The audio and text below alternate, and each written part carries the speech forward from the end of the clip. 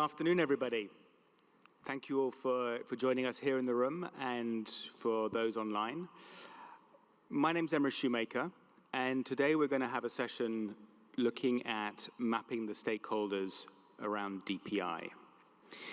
And I come from an organization called Caribou Digital, and we do a lot of work conducting research, providing support to organizations looking at implementing, understanding digital public infrastructure.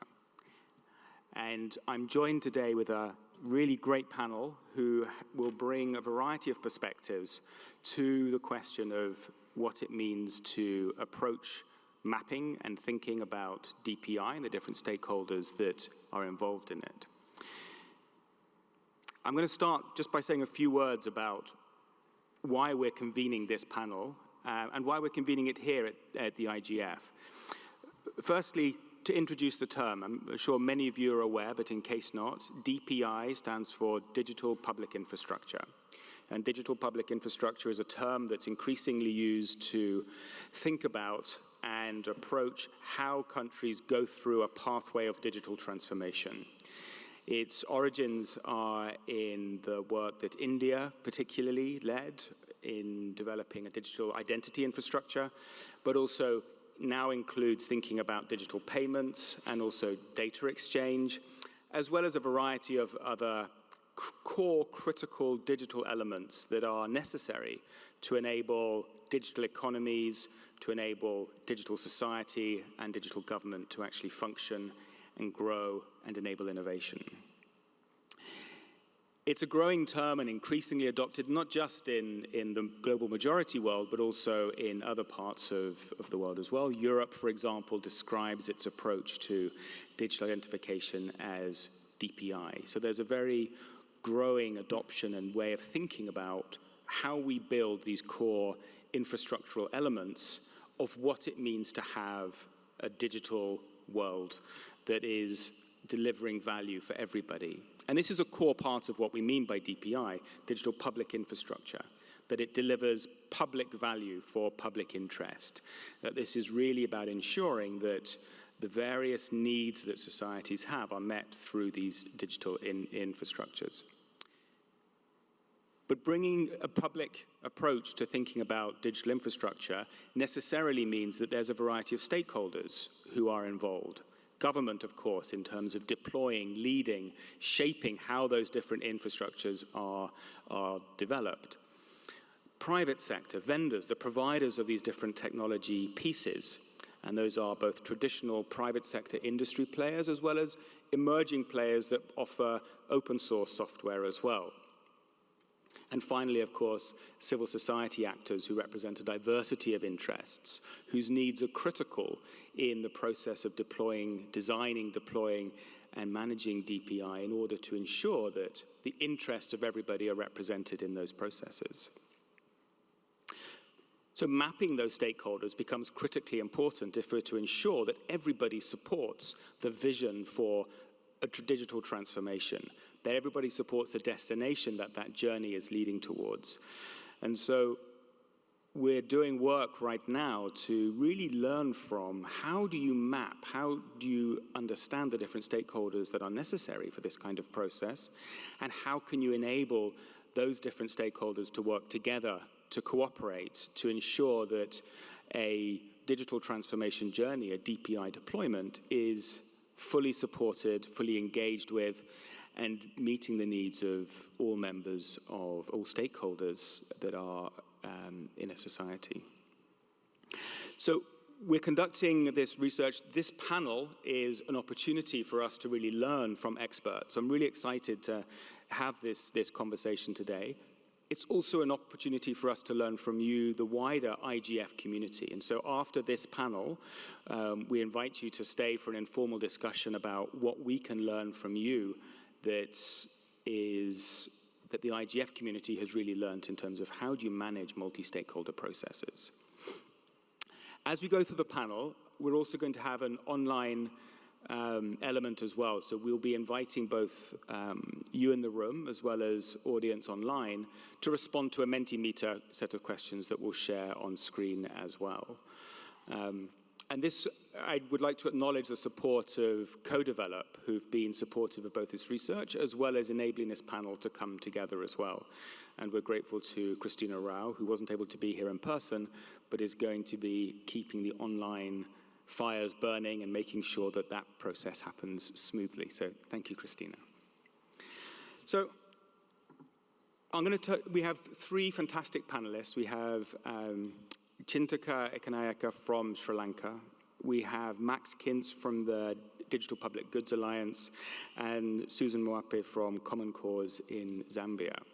And these three amazing individuals have such deep insights into what it means to think about stakeholders from a government perspective, from a vendor, from a technology supplier perspective, as well as from a civil society perspective. And of course, you in the room have deep expertise and insight as well that we're really looking forward to learning from. I'm going to turn first to Chintaka. And Chintaka, you've been deeply involved leading Sri Lanka's journey towards the development and deployment of digital transformation for a long time. And your work engaged with a variety of different stakeholders has been both an opportunity and a challenge, I think, in terms of how that works. But from your experience, from a government perspective, what do you see as the primary stakeholders that are important as you navigate that process? And how have you been able to engage with them? And there should be online, there is. To the audience, it'd be interesting to hear which stakeholders are important and which strategies are important in member states in engagement. But Chintaka, to you first. Thank you, Ahmad. Firstly, I extend my sincere gratitude to the United Nations as well as Internet Governance Forums for providing this opportunity.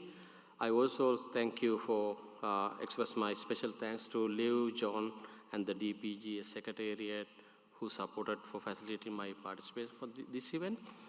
To answering your questions, so based on my past 22 years on digital transformation in Sri Lanka as well as some other couple of countries, I would say the stakeholders can be varied depending on the concept and the initiative projects you are going to implement and involve. And there will be internal and external stakeholders based on your projects and initiatives, as I mentioned.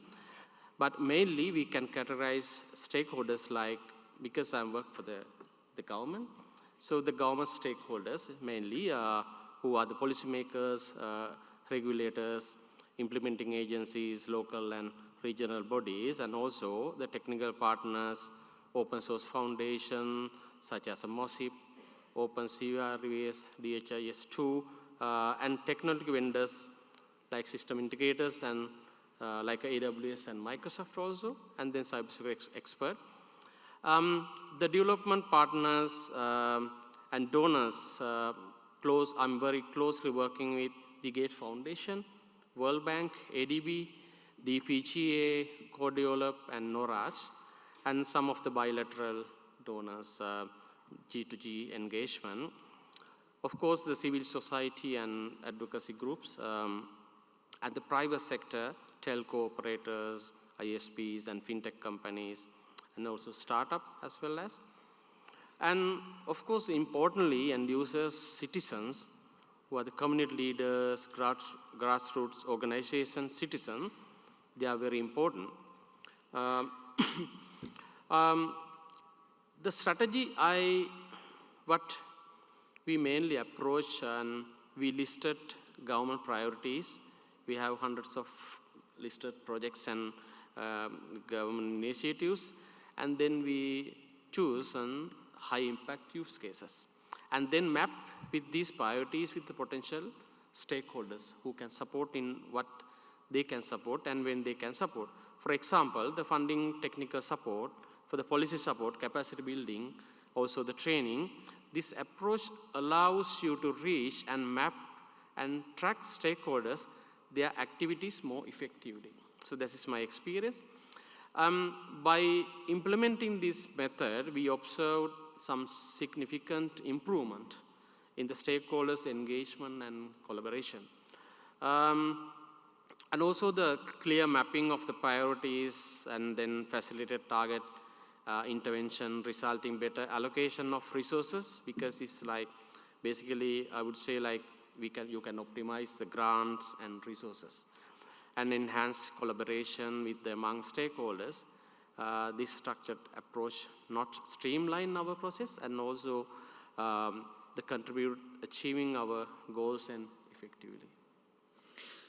Thank you, Chintika. And I'm really struck by the complexity of the stakeholder landscape that you described. And I think it's often we often forget that certainly within government, it's not a monolith. And we often think that government that's the government, that's the private sector, that's civil society. And what you described, I think, is the complexity of both internal and external stakeholders. And internally, I think what I hear in what you say, one of the challenges of a DPI approach is if you have shared infrastructure that's shared across different departments, that's a big change in the way these different stakeholders within government have to work together.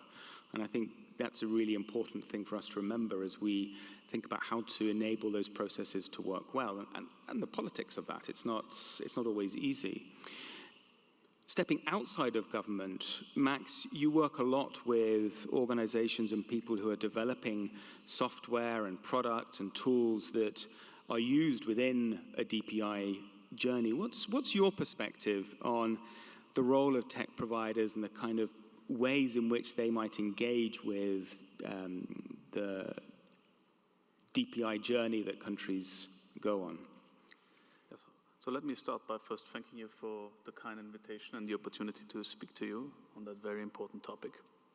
And indeed, we're working with a lot of tech providers, and tech providers intervene at various different levels on digital public infrastructures, be it by providing open standards, consulting, providing the very code and software, and even the brick and mortar infrastructure.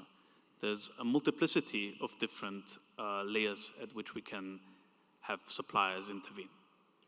Now, DPI is complex, it's big.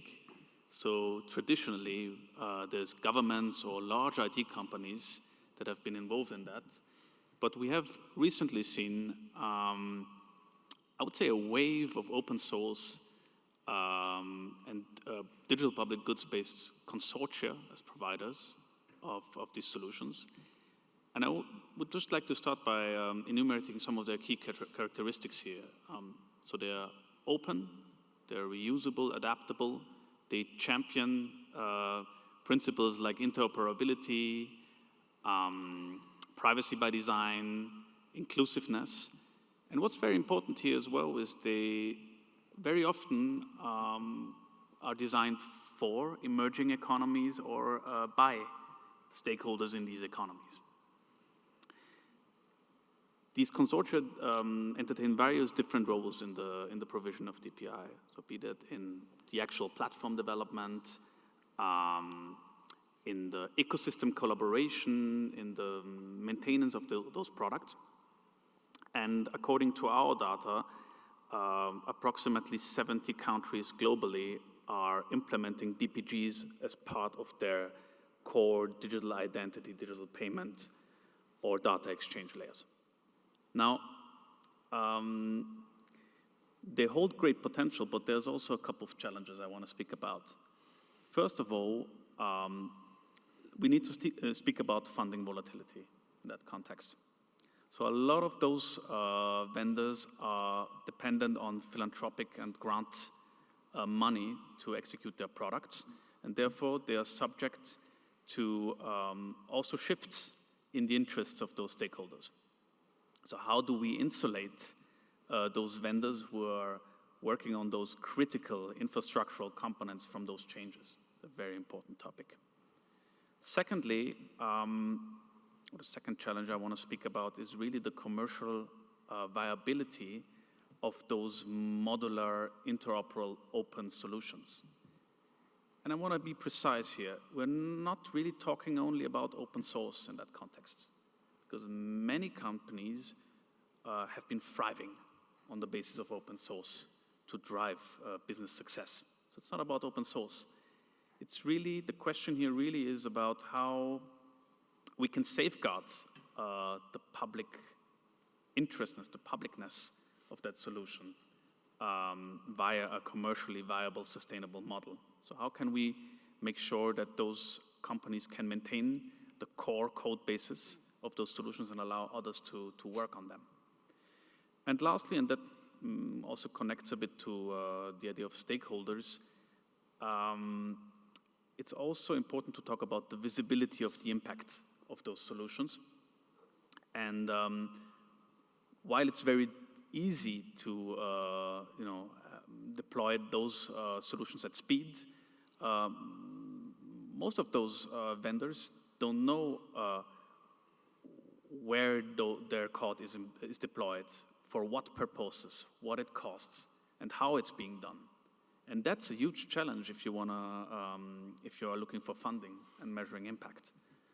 So I think this resumes well the challenges that there are. There's a couple of practices I wanna speak about that I wanna say are emerging practices that point into the right direction. So first of all, on the country side, we've increasingly seen countries taking co-ownership, co-funding of those products. And I want to point to the example, for instance, of Cambodia, who via their Universal Access Fund has been funding a critical layer of the DPI based on X-Road. Secondly, it will also be important to talk about the role of procurement in that context. So fostering open source first principles in procurement is an important aspect to create a level playing field between DPGs and private sector companies in that field. And lastly, let me mention also that it's also not necessarily building for, but building with as an approach. So fostering partnerships, creating synergies with your vendor ecosystems is a very important and crucial aspect in making those solutions sustainable and operationalizable. And a primary example here is the HISP network, which is the ecosystem and network that is maintaining one of the largest health platforms globally, which is called DHIS2. And so, in a nutshell, digital public goods have a great potential to, enable transparent, interoperable, open source digital public infrastructure, but we need to address a couple of structural challenges in order to make that happen. And it's really about, moving from build and deploy mindset to really a build, own, and maintain mindset that's built on on an ecosystem approach. And that's why I think this discussion about mapping is particularly important.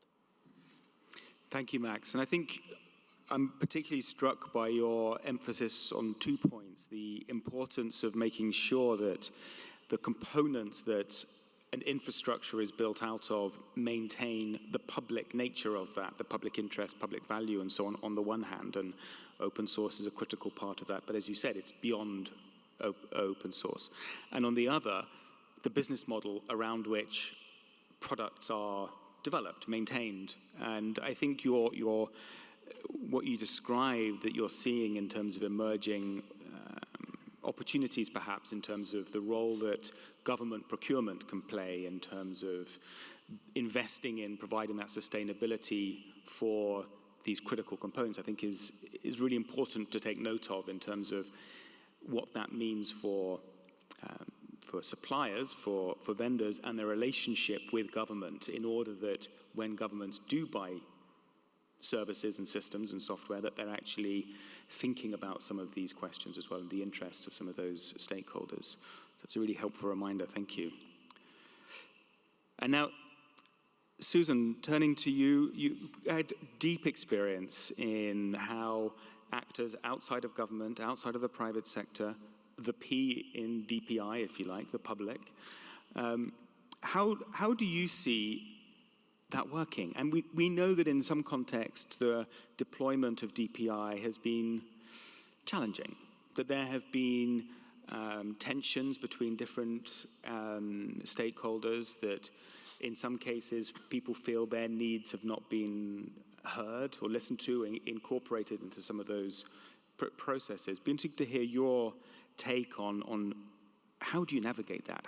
What does civil society need in order to be at the table, in order to ensure that their needs and interests are represented so that the P in DPI is really realized? Thank you very much for that question. And indeed, it's quite challenging. But I think there are four main factors that create these challenges. There's the issue of power, there's the issue of influence, priorities, and also just the technical capacity. DPI is quite complex. Civil society has got so many facets to it. So when we say civil society, it all represents different interests. And so getting all of them onto one agenda and the DPI can also be a problem. But I think that if we have to navigate that, first of all, we need to look at inclusion of civil society, and that is inclusion by design. Oftentimes, we'll find that a process like DPI functions from a top-down approach. And so civil society is brought to the table much too late in the process, to the extent that it becomes a bit of a challenge for them to find their way into this process. And in raising a number of issues, especially those that speak around issues of rights, privacy, and all those issues, it becomes a tug of war. So when they are involved by design, then it means that all these issues and concerns could already be taken on board. So instead of treating civil society as an agenda item, this is a term I learned from the youth at the IGF, instead of treating civil society as an agenda item of DPI, it's important to look at them as strategic partners. And then the issue of influence in the design process needs to be taken with a lot of seriousness, so that when consultations are made, participation of civil society is not tokenistic, but more strategic.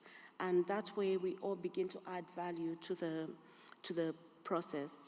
The issue of capacity and resource constraints, and I think this is something that Max was talking about earlier, just having the capacity and civil society having that technical expertise creates a disconnect. And so sometimes you find that the conversations around DPI become redundant because we are lacking that technical know-how. We also have the issue of bad laws.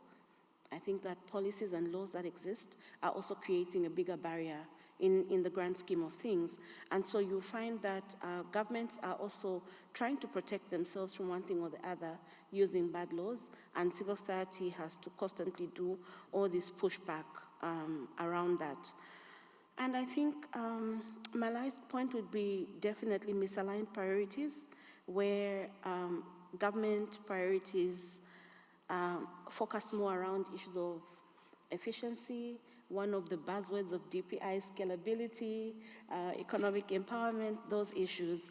And then you find that on the other end, civil society talks more about inclusion, about rights, about community needs, and that's a real gap. Beyond all these issues, trust is the biggest factor.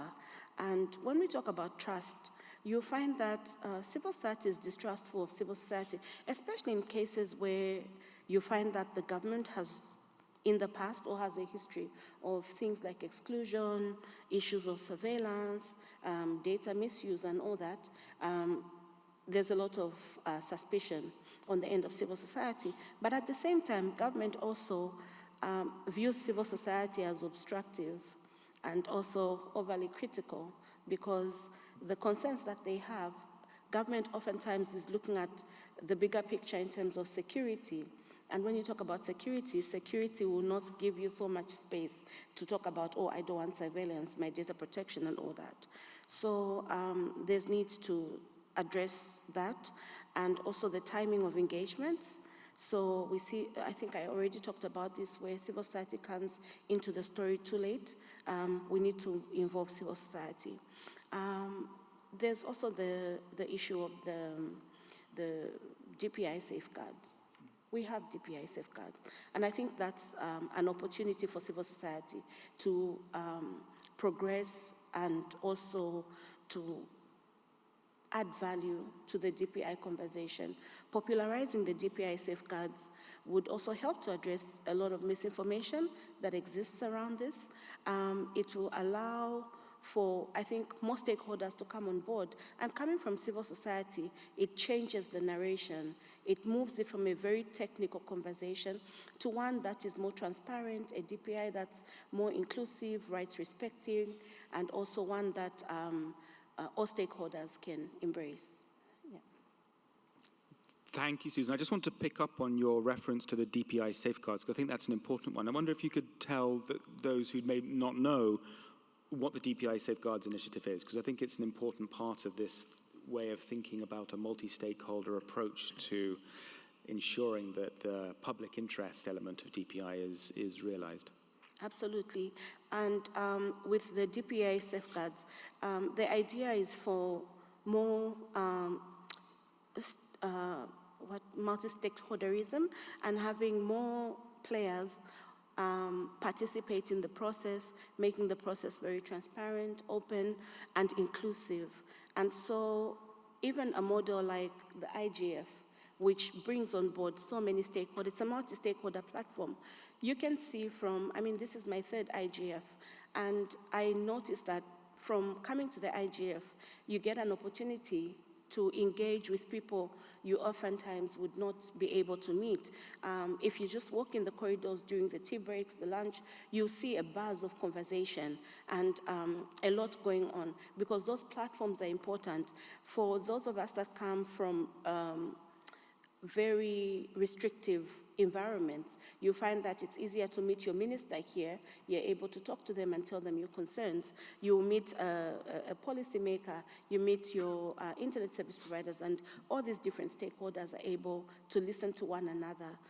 In the same way that we are having this conversation, we have Max, who's more on the tech side. We have Chindi there, who's also on the government side. And so this gives us an opportunity to have broad conversations that we can draw lessons from and also input constructively into. Thank you. And that's great, Susan. Thank you. And I think the DPI safeguards work is a really useful example of how the DPI community is trying to learn from other spaces, like, as you said, like the IGF and so on. I'm particularly struck in your description, though, generally, of how important it is to understand different stakeholders' interests and priorities, the goals that different actors might be pursuing. As you said, there might be an efficiency goal, or it might be a security goal, and those have different implications in terms of how how open some stakeholders might be to interacting. And I'm also struck by the importance that you put on recognizing that DPI exists within an ecosystem which includes things like laws and regulations, and you might have the perfect tech system, but without the right laws and regulations in place, there can still be issues and so on. So I think that's a really helpful reminder of that. I want to open it up a little bit. We're really keen to have and to learn from and hear from others in the room.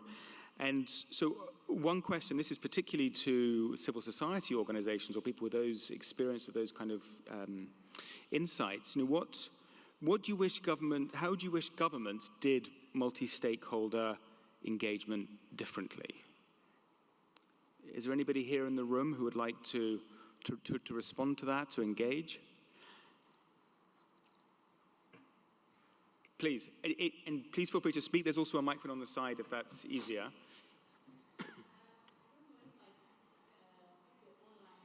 Oh, very good point. Yes, thank you. Thank you for making the trek over.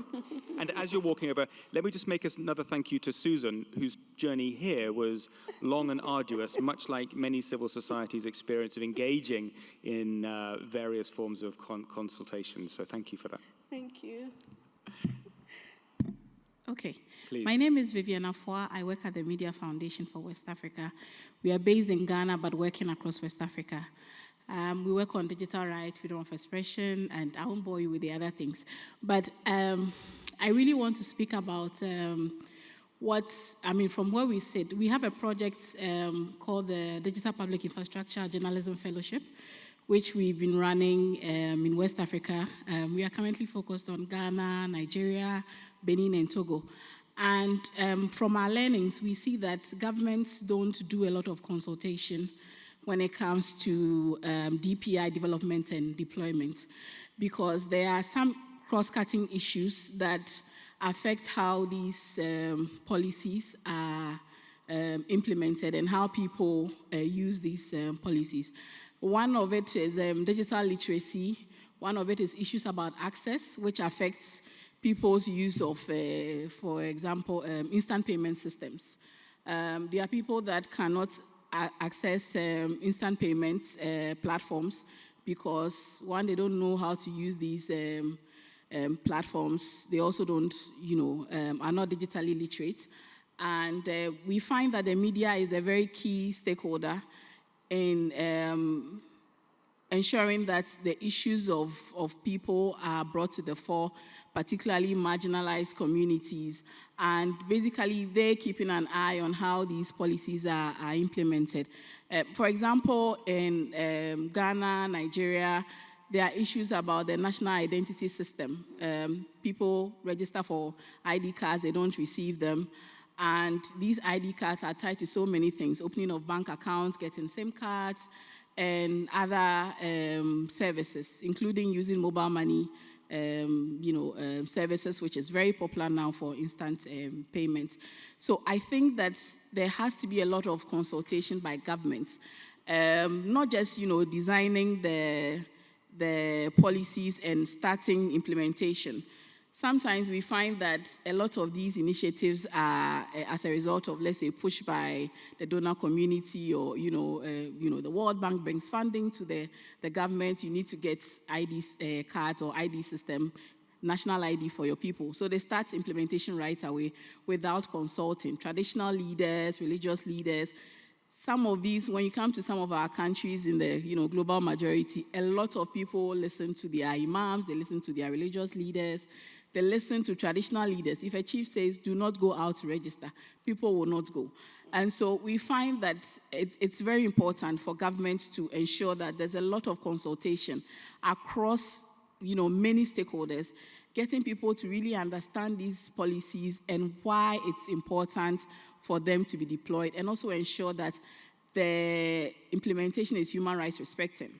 Because from example, in Nigeria, so many people are registered for their ID cards, and they don't have a physical ID. They just have a number and a printout of a cheat. Ghana, so many people registered for their ID cards. They ended up not receiving them, and these people are excluded from banking services, from getting SIM cards, and all of that. So, not to continue blabbing, but it's very key that governments ensure that there's a lot of stakeholder engagement in the development, in the deployment. Thank you. Thank you so much. And I think there's so much in what you said, but particularly the reference to the importance of the media as a stakeholder, as an actor who plays a role in making sure that wider discussion around these processes is engaged with, is understood, is absolutely critical. I'd like us also to make sure we've got space for people online. I do see your hand up, but I'm going to invite Nandifa, I think, who has a hand up online, if you're able to join. Thank you very much. I hope I'm audible. We can hear you. Okay, thank you. It's we can see you. From South Africa, University of South Africa. One of the issues I had wanted to raise in terms of DPIs is that probably we might have to adding on to what the last contributor has just said, we need to look at what the extractive industry does in terms of the same through what they call the license to operate. Now, within the license to operate paradigm, there are clear guidelines on how you engage stakeholders at grassroots, because within extractive industries, you need to make sure that there's functionality where that particular capability is, and also for security. And so I believe that we have other sectors that we need to look into. And I sense that When we do that, we will see the interdependence between internet governance and mapping and the energy as provided for within extractive industries. That is just my input, and thank you for allowing South Africa, University of South Africa, to participate. Thank you so much for that. I think that's a useful contribution, and thank you for joining us, at least virtually. We have another question here in the room, and then at the front. Please, go ahead. Yes. Please go ahead. Then people online can also hear you.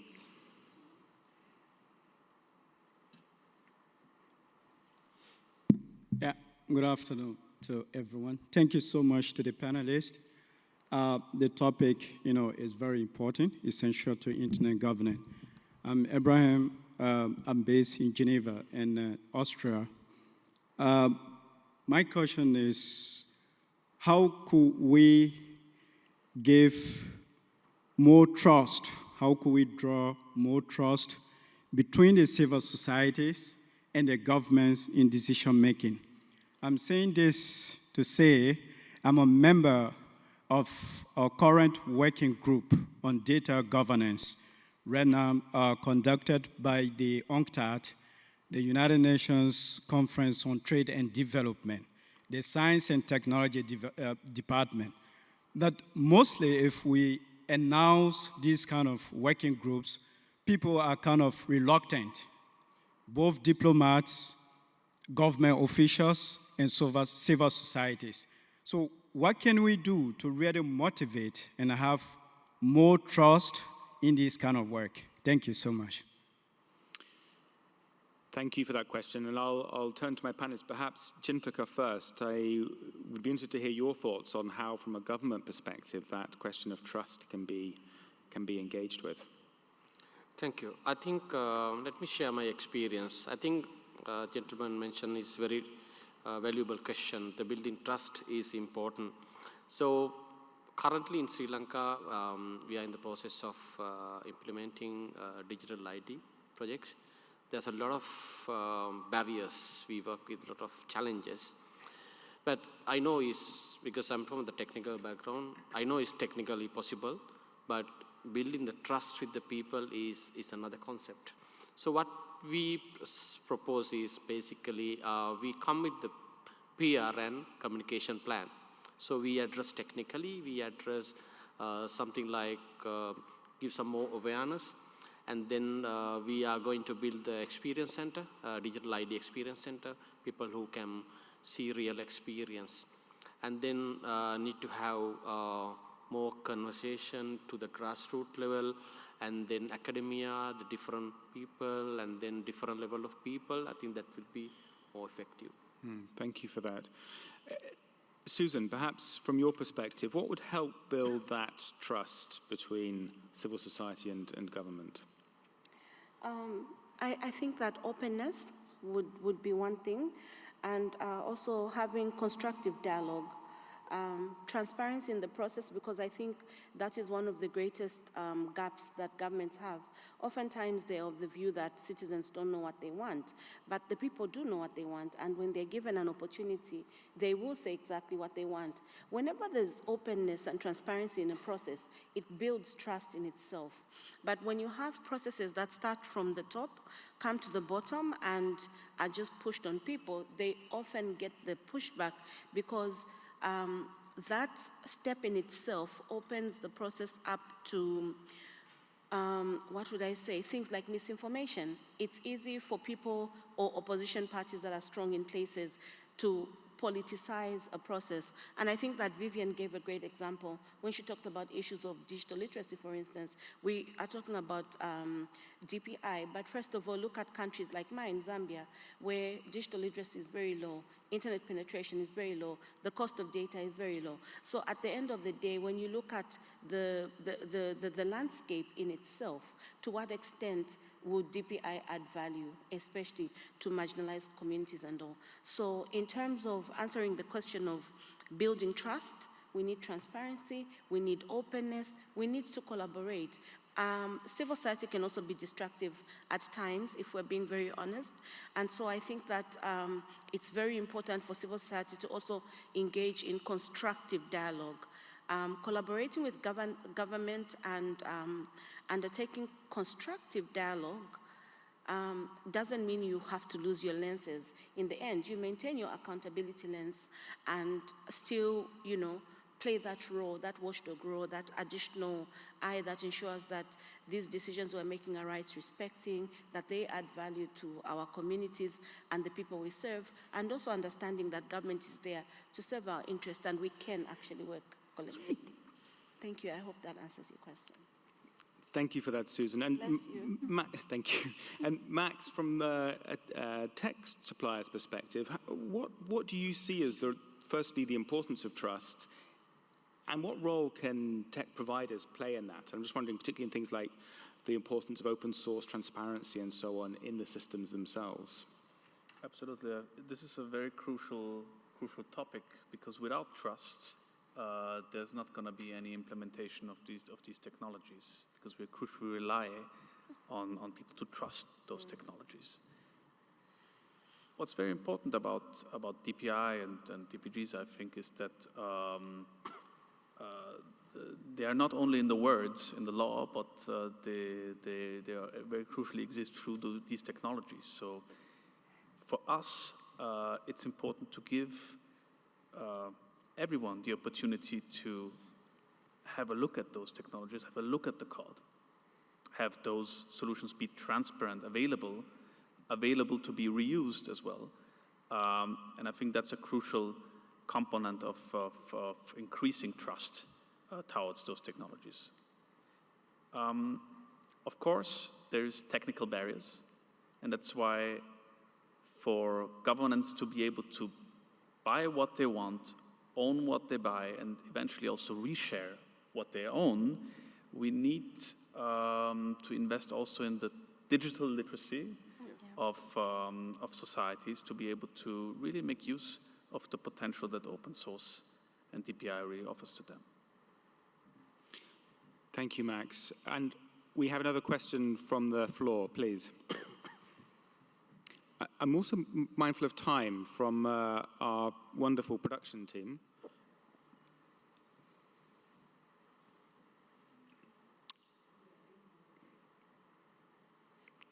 Two or 3 hours to go still. That's great. Thank you. Hi, I'm Pramod from DHIS2. So I have a question for all the panelists, but it's quite specific to Sri Lanka as well, so maybe Chintak can answer, but others as well. So it's more about, not just about mapping the correct stakeholders to promote DPI, but it's about the way we engage with them. So the thing is, like, when we try to promote DPIs, we kind of show access to digital services as a main value proposition. But like, in the context of some of the countries, so for example, in the context of Sri Lanka, they have been having national ID for a very long time, for decades. That's one thing. And you can't really find any person in the country who doesn't have a bank account, right? So in that kind of a context, when you try to promote this DPI, I mean the digital public infrastructure, you might kind of find it a bit challenging just to show that, okay, now we are kind of having digital payments and digital ID. So to a kind of a community which already enjoyed some of the benefits of ID and banks, right? So probably that may be one reason why promoting digital payments have been not a success so far in last couple of years. We have been trying, but I don't know about the adoption. So my question is, like, how much contextualizing do we do when we are promoting DPI across different countries? Specifically when it comes to the context of Sri Lanka, who already enjoyed the benefits of having an ID and having bank accounts for so many years. Yeah. I think that's for you. Yeah. Thanks. I think the barriers you have mentioned, promoting the DPIs or DPGs, the barriers we have is people work silos and there's some bureaucracy, and then personal interest, and then from the vendors maybe. So, of course, yeah, we are trying to do the SLUDI digital ID project for many years now. At least now we are in the initial stage. So what exactly we did to promoting the DPIs, and luckily our leaders, they are from the tech background and they are very keen to implement the DPI. We are doing in different ways, especially to providing some awareness sessions and training from the different level. For example, from the decision makers, from the ministries like secretaries, and also the operational level like us for the engineers, as well as in the civil society, as she mentioned here. And then building trust, again, is a key. So we have different approach. The other thing is like the purchasing, the open source platform. We need to have the policies need to be embedded with our procurement for the government procurements.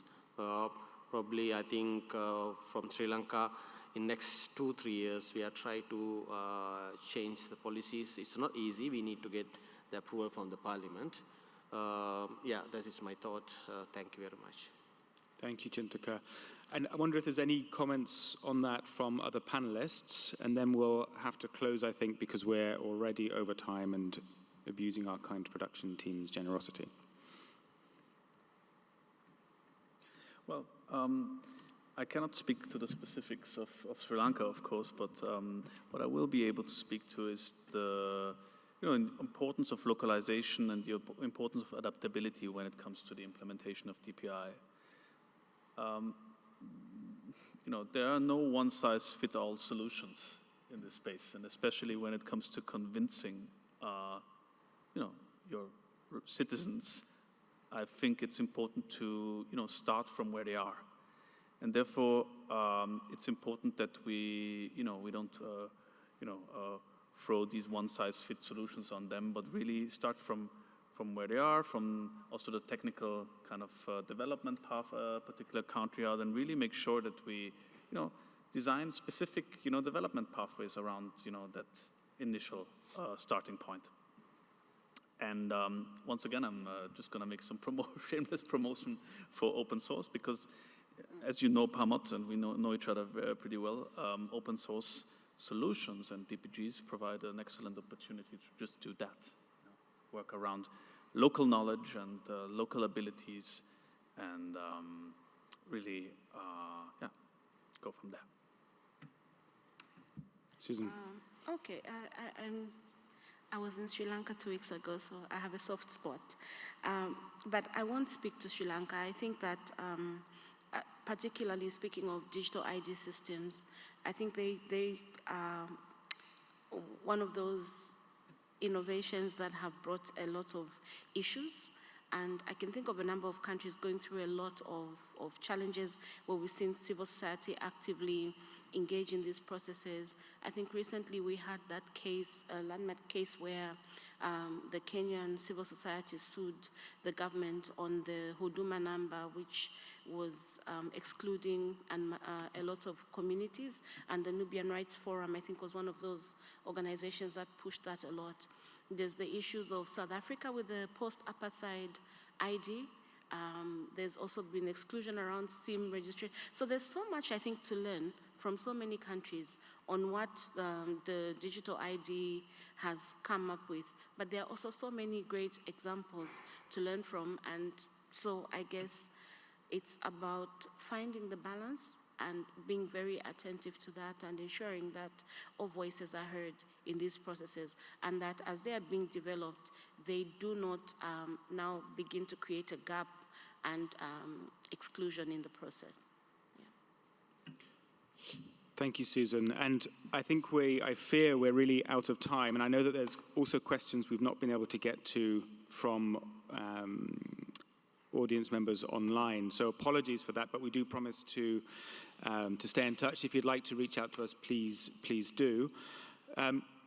I'd like to thank my panelists for making it with difficult journeys, for bringing insight and expertise to the conversation, and obviously also to audience members for being part of the conversation.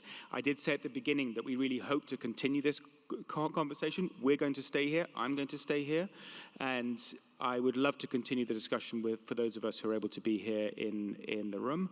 And as I said, this is a piece of work, a process of consultation to understand how stakeholder engagement can be best supported within DPI processes. So any insights, anything you'd like to share would be gratefully received by us. Please don't hesitate to follow up with us. But I'd like to thank, again, panelists, the Internet Governance Secretariat for helping making this space available, and of course to our wonderful production team for ensuring that all voices are heard today. So thank you all so much, and a round of applause for our panelists.